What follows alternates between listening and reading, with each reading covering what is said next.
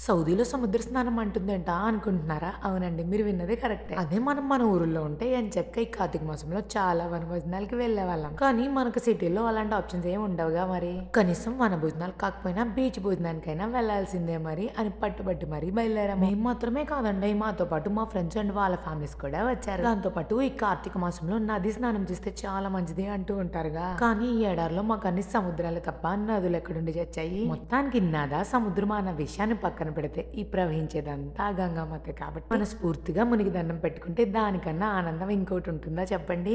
ఈసారి నుంచి మీరు కూడా మాకులాగా సిటీలో వనభోజనాలు పెట్టుకునే అవకాశం లేదే అని బాధపడకుండా మాలాగా దొరికిన చోట ఆనందంగా ఫ్రెండ్స్ అండ్ ఫ్యామిలీతో మంచిగా గడిపేయండి.